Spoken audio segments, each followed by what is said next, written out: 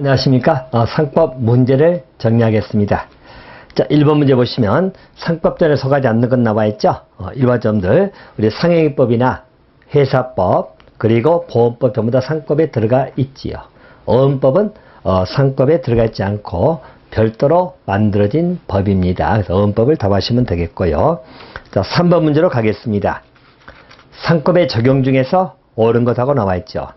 1번 상법은 상인에서만 적용된다? 아니죠. 일반적으로 상법은 우리 상인 간의 거래도 적용이 되지만 우리 상인하고 일반인 간이죠. 일반인 간의 거래도 적용이 된다. 그래서 보통 상인 간의 거래 행위를 우리 쌍방적 상행위다 이렇게 보는 것이고 일반인 거래를 일방적 상행위다 이렇게 보시면 되겠죠. 자, 1번 틀렸습니다.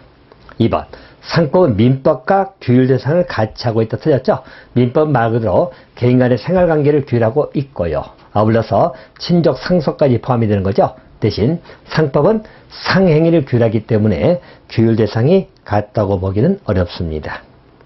자, 3번이 맞았죠? 상법은 기업의 생활관계를 규율하는 법이다. 맞고요.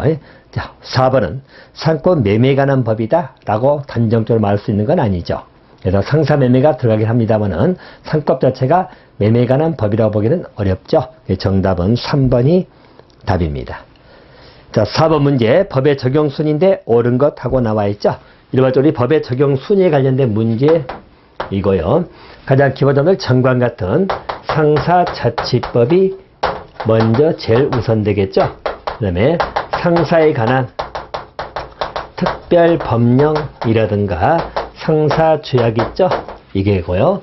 자, 그 다음에 적어놓은 게 상법전입니다. 자, 그리고 상간수법이지요. 자, 그리고 일반적으로 상간수법의 민사죠? 우리 민사자치법이 적용될 것이고, 우리 민사에 관한 특별법령 조약, 또 민법전입니다. 자, 그리고 민사관수법 이렇게 보시면 되겠습니다. 적용 순서에 관련된 내용이지요. 일반적으로 순서상에서 상법전이 있으면 그 다음에 상관수법이죠. 자, 그 다음에 우리 민사에 관련된 특별법령이 있으면 특별법령. 자, 그리고 민법전. 그리고 제일 마지막에 민사관수법 이렇게 보시면 됩니다. 자, 정답은 4번이 정답이 되겠죠. 자, 5번입니다. 당연상인이 아닌 자. 자, 여러분들 당연상인은 자기 명의로 하는 자이기 때문에 비밀로 하는 자는 안 들어가겠죠. 3번이 답이고요. 의제상인은 상행위가 아닌 것을 상인적 방법으로 한다겠죠. 농업행위를 상인적 방법으로 한다. 라고 할 때 의제상인 이런 말 쓰는 것이고요. 자, 7번 문제입니다.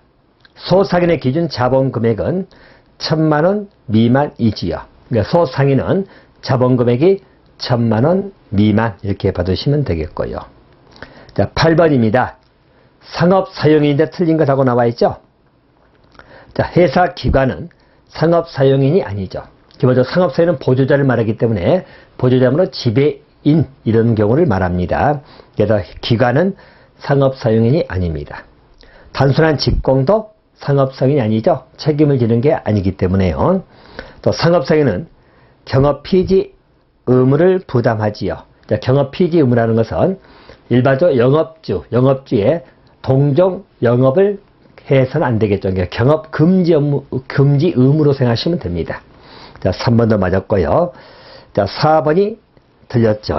우리 지배인 중에 표현 지배인이 있습니다. 자, 표현 지배는 외관상으로 우리가 지배인으로 보이는 것을 의미하겠죠. 표현 지배는 기본적으로 재판 외행위입니다. 자, 재판 외행위에 대해서 기본적으로 행위를 할 수 있는 것이다. 자, 표현 지배는 재판상에서는 아니죠. 재판상에서 본인을 대리할 수 있는 권한이 있는 건 아니죠. 재판 외행위는 기본적으로 표현 지배인도 할 수 있다. 대리권이 있는 것처럼 보는 것이죠. 자, 4번이 틀렸죠. 재판상이 들어서 틀렸다. 라고 봐주시면 될 것 같습니다. 자, 11번으로 가겠습니다. 11번 소멸시효가 틀린 것 나와 있죠? 틀린 것. 자, 우리 민사상 채권의 소멸시효기간은 10년이고요. 상사채권의 소멸시효는 5년입니다. 자, 1번하고 2번은 맞았죠. 자, 3번입니다. 상사채권의 소멸시효 규정은 쌍방적 상행위에서 발생한 채권에만 적용된다. 이건 틀렸다는 이야기죠. 일반점들, 쌍방적이라는 것은 상인 간의 거래행위를 말하는 쌍방적 상행이라고 하는 것이고, 또 우리 상인하고 일반인 간은 일방적 상행입니다. 여기에 관해 가지고 여기서 발생된 채권에 관련된 문제이지요. 그래서 이 양쪽 모두 채권에 관한 것은 소멸시효 대상이 됩니다. 소멸시효가 적용되는 것이죠. 상사채권의 소멸시효는 쌍방적 상인으로 발생한 채권에만 적용되면 잘못된 지문이 됩니다. 또 4번, 상행위로 손해배상 채무도 5년의 시효로 소멸합니다. 맞아요. 3번이 틀렸다고 보시면 됩니다. 자, 12번입니다. 위탁 매매인이 나와 있죠. 우리 개념상 문제에서 위탁 매매인입니다. 위탁 매매는 기본적으로 명의는 자기 명의로 합니다. 권리 의무가 기속된다는 말이죠. 그러니까 명의는 자기 명의다. 타인의 계산으로 하는 것이죠. 타인의 계산입니다. 타인의 계산으로 말 그대로 매매 등 업무를 담당하는 것을 우리 위탁 매매. 이 위탁 매매의 기본적 특징은 명의는 자기 명의, 계산은 타인의 계산. 이걸 기억해 두시면 될 것 같습니다. 자, 정답은 4번이 답이죠. 자, 10번 4번 하시면 되겠고요. 13번입니다. 자, 상법상 주식회사 관련된 설명이죠. 옳지 않은 것하고 물어봅니다. 자, 주식회사는 대표적으로 자, 자본으로 구성된, 즉 주주가 출자한 자본으로 구성되는 물적 회사입니다. 자, 맞고요. 2번. 자, 주식은 자본을 이루는 최소 구성 단위죠. 그래서 주식은 여러분들 그런 자본을 구성하는 최소 단위에서 금액의 의미도 있고요. 또 사원의 지위 또는 자격을 의미하기도 합니다. 맞았고요. 자, 3번. 주식회사 자본은 5천만 원 이상이어야 된다. 자, 여러분, 이것은 이제 규정이 없지요. 그러면서 주식회사 자본은 제한이 없다. 이렇게 봐두시면 돼요. 3번이 틀렸습니다. 또 4번. 발행주식의 총수는 주식회사 설립 등기할 때 기재사항에 들어갑니다. 그래서 발행주수, 즉 발행주식의 총수는 기재사항에 들어간다. 맞습니다. 13번에 틀린 것은 3번 하시면 되겠고요. 자, 14번입니다. 여러분, 사단성이 가장 강하다는 것은 주식회사입니다. 대신 조합성이 가장 강해서 한명회사죠. 그래서 한명회사는 우리 민법상 조합에 관한 규정이 준용됩니다. 또 16번. 상법에 규정되어 있는 회사가 아닌 것. 자, 상법에 규정된 회사는 5가지죠. 한명회사, 합자회사, 유한책임회사, 유한회사, 주식회사. 자, 다국적 회사는 상법에 안 나와 있습니다. 정답은 3번. 자, 17번입니다. 회사 권리능력 설명으로 잘못된 것은 하고 나와 있습니다. 자, 기본점들. 우리 상법상의 회사입니다. 회사는 기본적으로 법인입니다. 법인이기 때문에 권리 능력을 갖는다. 이렇게 보시면 되겠고요. 대신 회사는 자연인이 누릴 수 있는 생명, 신체 또는 친족, 상속, 자, 이런 것은 없습니다. 누릴 수 없죠. 대신 회사는 이런 권리는 없지만 명예권이라든가 또는 신용권 또는 재산권이죠. 이런 것은 회사도 가질 수 있다. 이렇게 보시면 되겠어요. 자, 또 한 가지. 회사의 중요한 특징 중 한 가지. 회사는 상업사용인이 될 수가 없습니다. 법인이기 때문에 될 수 없는 거다 보시면 되겠고요. 또 한 가지. 회사는 다른 회사의 무한책임사원이 될 수 없다. 이 두 가지 꼭 기억하세요. 일반적으로 회사는 다른 회사의 무한책임사원이 될 수 없습니다. 대신 회사는 여러분들 발기인이 되거나 또는 주주가 되거나 또는 유한책임사원이죠. 자, 이것은 가능합니다. 그건 가능하다. 대신 다른 회사의 무한책임사원은 될 수 없다. 상업사원은 될 수 없다. 알겠죠? 기억해 두시면 되겠어요. 17번 문제죠. 잘못된 것. 일단 유증을 받을 수 있습니다. 또 상표권 취득할 수 있습니다. 다시 말해서 자, 기본점들 유증, 재산상 이익을 받는 거죠. 그래서 유언으로 받는 걸 말합니다. 이런 것. 또 상표권도 마찬가지.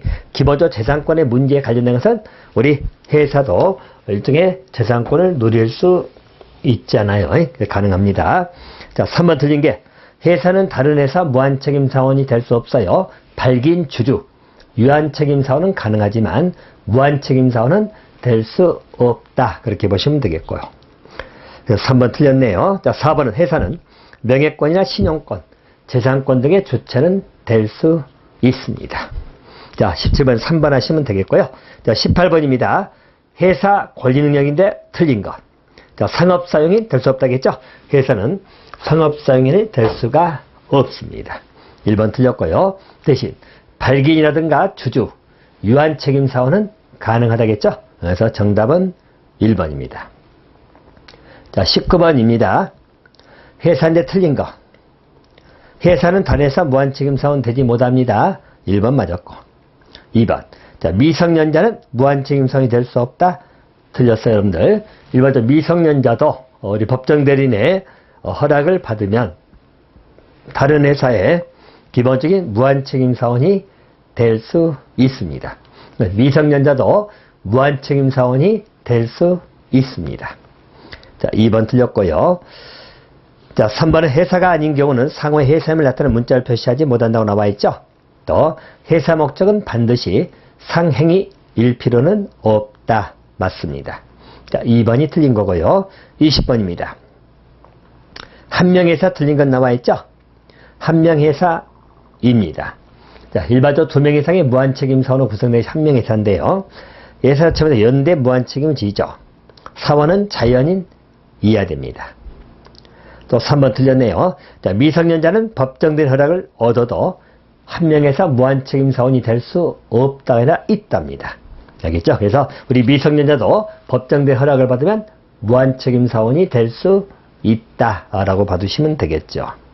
한명회사는 법인 맞고요. 자, 3번이 틀렸습니다. 21번입니다. 합자회사죠? 합자회사님들 무한책임사원하고 유한책임사원으로 구성되는 것이죠. 자, 4번을 답하시면 되겠습니다.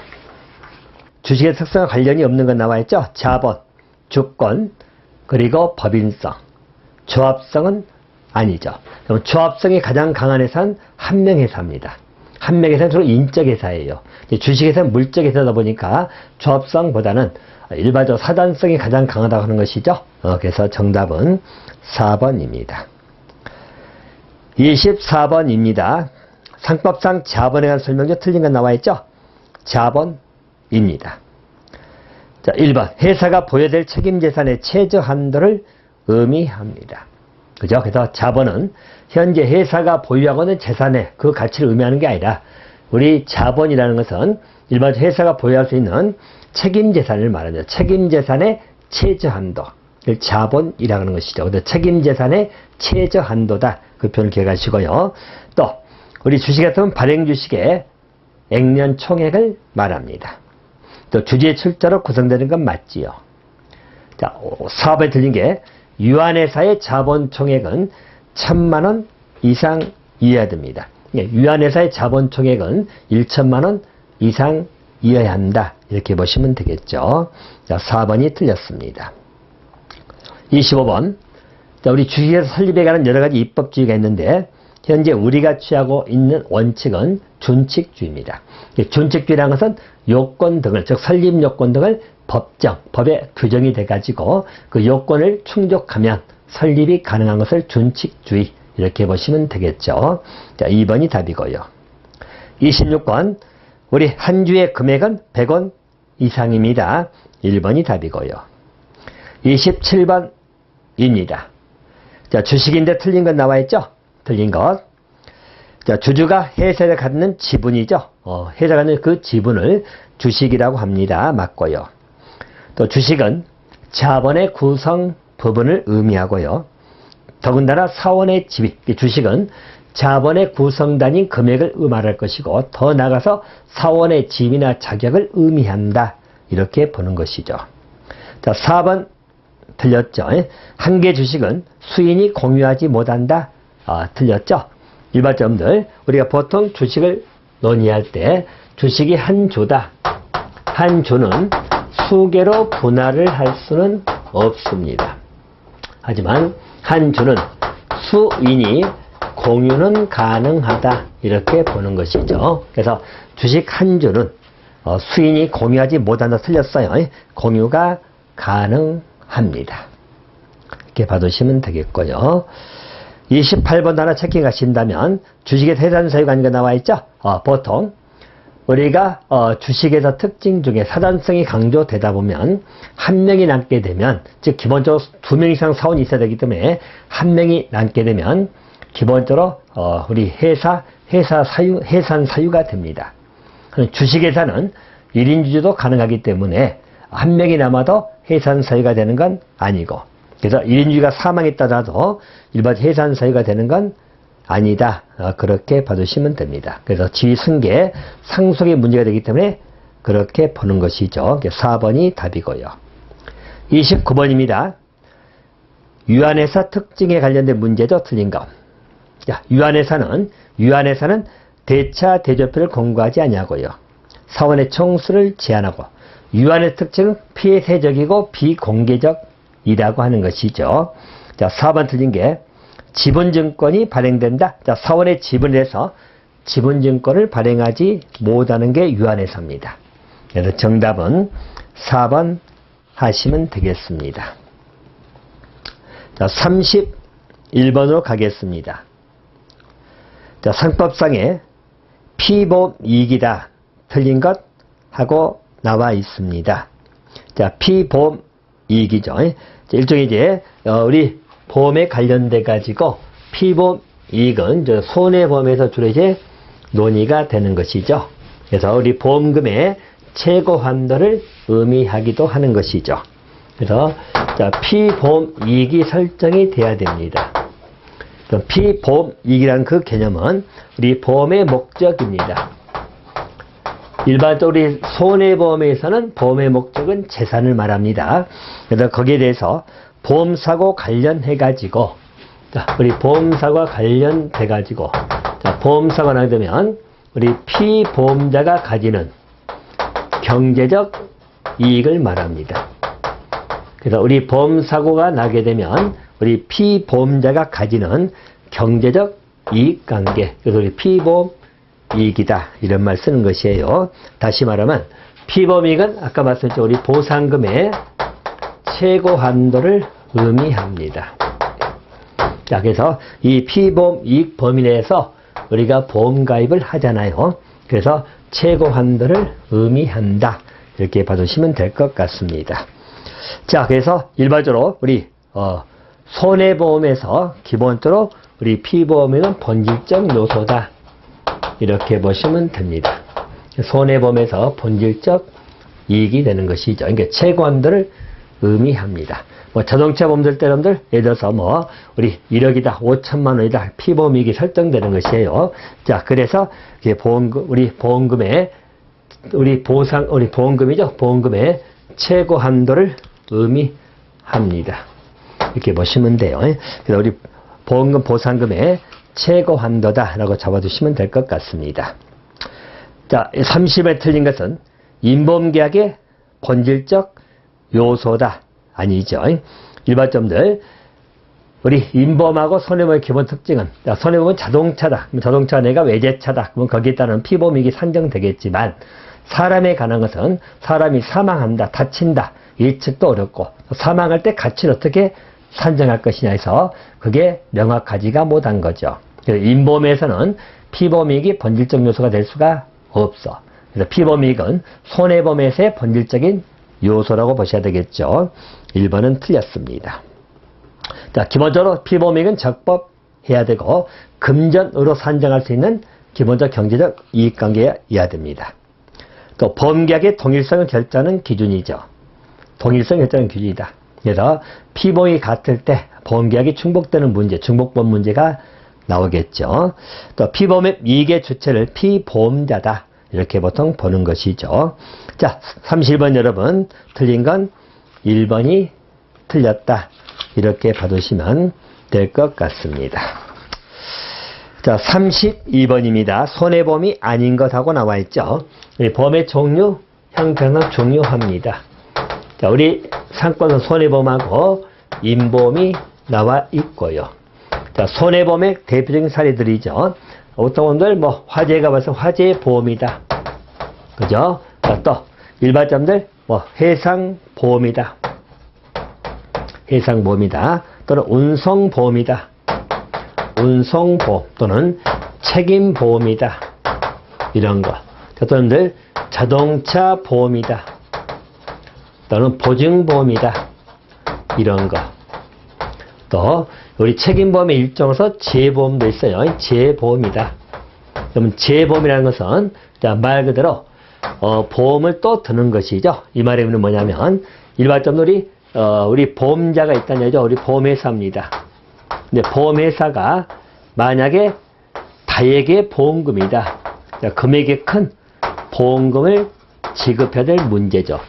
그러면 A라는 보험회사가 그걸 지급하기 어렵기 때문에 또 다른 B라는 보험회사죠. 자, 보험회사하고 또 재보험을 맺는 것이죠. 책임을 분산시킨다. 금액이 워낙 크기 때문에 이것을 보험회사도 또 보험을 들어놓는 거예요. 보험을. 그래서 책임 분산의 의미를 띠는 것입니다. 이렇게 보시면 되겠고요. 자, 물론 이 보험회사 재보험 문제도 책임 분산 때 책임보험 일종으로 보기 때문에 손해보험으로 분류는 될 것이고요. 또 재보험 형태에서 여러분 하나 보시면 이게 만약에 국내 보험회사다. 근데 애국의 보험회사라 볼 때 국내 보험회사가 애국 보험회사하고 재보험을 체결한다. 이럴 때 우리가 출재다 이런 말 씁니다. 대단히 나간다는 이야기죠. 애국 보험회사가 국내 보험회사하고 재보험을 들 때는 수재다 이런 표현을 써요. 자, 그래서 재보험도 일종의 이제 우리 손해보험에 들어간다. 자, 임보험은 여러분 우리 생명보험이 대표적인 것이죠. 생명. 자, 또 신체 상해보험. 알겠죠? 이런 게 기본적인 임보험 형태다. 손해보험 종류를 물어보는 문제는 아주 잘 나오는 문제이기 때문에 분류하시면 됩니다. 그래서 3번 상해보험은 임보험입니다. 이렇게 받으시면 되겠고요. 자, 그 다음에 여러분들 우리 35번으로 갑니다. 자, 보험계약의 당사자 나와 있죠? 자, 보험계약 당사자는 우리 계약자하고 보험자 이렇게 보시면 되겠죠. 정답은 3번. 자, 36번입니다. 보험계약의 성립 시기가 나오죠? 여러분들 일반적으로 보험계약이 성립하는 거. 자, 계약 자체가 성립되는 시기입니다. 여기는 일반적으로 우리 청약을 승낙했을 때 우리 보험자가 승낙할 때 계약은 성립이 되는 거다라고 보시면 되겠고, 자, 성립이 된다 하더라도 책임이 개시된 시기, 한마디로 우리 보험자의 보험 책임이 개시되는 시기입니다.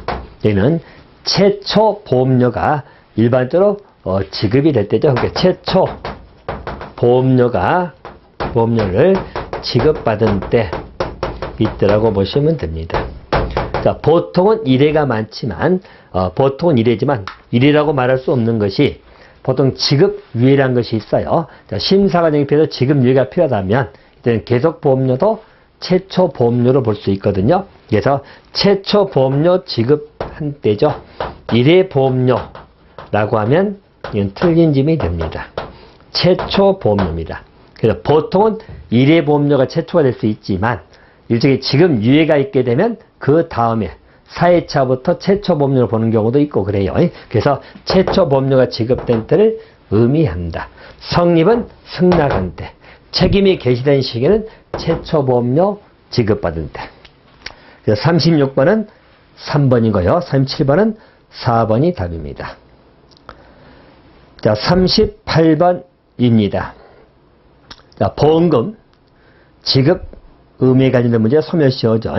자, 보험금 청구의 소멸시효는 3년이고요. 보험료 지급 청구는 2년이다. 이렇게 받으시면 됩니다.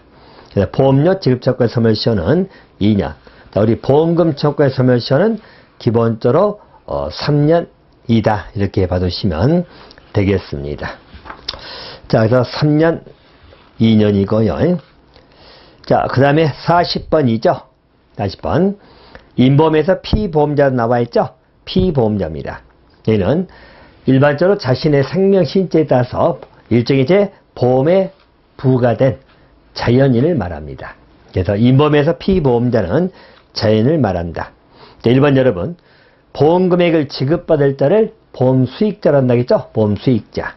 2번은 자, 자기 명의로 계약을 체결한 자를 보험 계약자. 자, 3번은 피보험자. 자, 4번 지문은 보험 금액을 지급할 의무를 부담하는 자를 보험자. 이렇게 보시면 되겠죠. 그래서 이런 시간에 우리 보험계약자, 보험자, 피보험자, 그리고 보험 수익자, 인보험의 구조입니다. 정답은 3번 하시면 되겠습니다. 자, 41번입니다. 자, 상세하는 법규 적용 수에 관련된 문제이지요. 자, 우리 법 적용 순서 문제 앞부분에서 한번 나왔던 문제고 여전히 잘 나오는 중요한 문제입니다. 기본점들 상사자치법이 제일 먼저고 그냥 상사특별법이나 상사죄악이 그 다음이고 상법전 상관습법입니다. 자, 그 다음에 우리 민사에 관련된 민사자치법, 민사특별법이나 조약, 그리고 민법전, 민사관습전 그 순서이지요. 자, 정답은 4번이 답이다. 이렇게 봐두시면 될 것 같습니다. 자, 42번입니다. 자, 변태 설립에 관한 문제 나와 있죠. 그러니까 설립상을 물어보는 문제고요. 여러분들 암기가 안 되면 좀 어려운 문제이기도 합니다. 일반적으로 우리 변태 설립이라고 하는 것이고요. 우리가 보통 변태 설립 이것은 자, 기본점들 우리 출자할 때 있어서 금전으로 출자를 하게 되면 보통 형태인데 금전 이외 겁니다. 자, 금전 이외 재산이죠. 이걸로 기본적으로 출자가 일어난 이야기죠. 그래서 우리 재산 형태가 금전 이외 재산입니다. 자, 대표님들 우리 현물 출자다. 물건으로 한다는 이야기죠. 물건, 현물 출자. 자, 또는 재산 인수. 인수기 때문에 아직 인수되지 않으면 눈에 보이지 않는 거겠죠. 자, 이걸로 기본적인 재산 구성, 즉 우리 설립할 때 있어서 물적 자산이 이렇게 금전 이외 재산으로 이루어진다는 이야기입니다. 자, 그러다 보니까 아무래도 우리 자본적 기초가 약화된다는 이야기죠. 그래서 채권자들의 일종의 해칠 우려가 있는 것을 변태 설립이라고 하는 것이죠. 그래서 이런 걸로 설립이 되는 것을 변태 설립이라고 일단 이해하시고요. 자, 그래서 변태 설립사항이 나와 있죠. 이 변태 설립에 관련된 이 설립사항을 정관에 기재를 하는 것이죠. 정관의 기재사항이 나오는데요. 자, 정관 기재사항은 우리 발기인이 받을 특별 이익이라든가 또 받을 자 성명, 또 현물 출자자의 성명, 또 그 재산의 종류, 수량, 가격, 또 우리 재산 인수라면 양수할 것 약정한 재산 종류, 수량, 가격, 양도인 성명, 또 회사가 부담할 설립비용, 발기인이 받을 보수액 등이 나오죠. 자, 그래서 보통 잘 나오는 게 우리 설립상이 아닌 거 나올 때는 발기인의 성명 주소는 해당되지 않습니다. 그래서 42번은 1번이 틀렸다라고 보시면 되겠고요. 자, 43번입니다. 주식에 산데 옳지 않은 거 나와 있죠? 1번. 자본금이라는 것은 특정 시점에서 회사가 보유하고 있는 재산이 현재 가치로서 주식으로 균등하게 분할되어 있다. 여러분들 우리 주식회사입니다. 거기에 자본금이죠. 이 자본금은 우리 발행 주식의 액면 총액이다. 이렇게 보는 것이죠. 발행 주식의 액면 총액을 의미합니다. 자본금은 발행 주식의 액면 총액이다. 이렇게 봐두시면 될 것 같습니다. 다시 말하면 우리 회사 재산을 보유해야 될 자본금 자체는 우리 회사 재산을 보유시켜야 되는 최소한도로 생각하시면 되겠죠. 최소한도의 표시다. 책임재산의 최소한도로 생각해도 좋습니다. 이게 자본금을 의미하는 것이죠. 이 자본금하고 여러분 구별할 것이 우리 회사 재산은 구별해야 됩니다. 다시 말해서 일반적으로 회사 보유 재산 이것하고는 다르다. 회사 보유 재산은 말 그대로 현실적으로 보유하고 있는 재산을 의미하겠죠. 그래서 이것하고는 다르다. 자본금은 일반적으로 보유할 수 있는 최소한도 금액을 말할 것이고 현재 회사가 얼마 재산을 보유하고 있느냐고 자본금은 다른 개념이죠. 그래서 자본금은 발행 주식의 액면 총액을 의미한다. 이렇게 보는 것이에요. 자, 1번이 틀린 게 회사가 보유하고 있는 재산의 현재 가치는 회사 보유 재산을 의미합니다. 회사가 지금 얼마 가지고 있냐 문제고 자본금은 그런 재산의 최소한도를 의미하는 게 자본금이에요. 그래서 1번이 틀렸고요. 2번. 일반적으로 액면 주식 발행 때 한 주 금액은 100원 이상 균일해야 된다 맞고요. 또 주주는 출자 의무를 부담할 뿐 회사 채무에 대한 책임을 지지 않습니다. 또 주권 발행 이후에 주주는 자신의 주식을 자유롭게 양도 처분을 할 수 있지요. 자, 더 틀린 것은 1번 하시면 되겠고요. 자, 44번 손해보험 또 물어보죠. 우리 손해보험 골라라. 자, 책임보험 손해보험입니다. 또 화재보험 손해보험이죠. 해상보험 손해보험. 자, 생명보험은 인보험. 상해보험도 인보험. 자, 재보험은 아까 설명드렸죠. 재보험은 책임보험의 일종으로서 재보험도 손해보험에 들어갑니다. 그래서 자, 생명하고 상해보험 빼면 4개가 되겠죠. 정답은 3번입니다. 45번이죠. 보험인데 옳은 것. 자, 손해보험 계약은 금전으로 산정해서 이익이 하나며 보험계약에 목조할 수 있다. 맞아요. 그래서 기본적으로 피보험 이익은 금전으로 산정할 수 있는 이익이 나와야 되겠죠. 1번은 맞았고요. 2번. 보험계약은 계약 전에 어느 시기를 보험기한 시기로 할 수 있습니다. 그래서 계약 전 어느 시기를 따로 보험기간의 시기로 할 수 있습니다. 자, 보험금 청구의 소멸시효는 3년이죠. 3년이고요. 또 4번. 보험자가 파산소를 받을 때는 계약을 해지할 수 있어야 되겠죠. 오케이. 그래서 정답은 1번을 답하시면 되겠습니다. 자, 상법 문제는 여기서 마치도록 하겠습니다.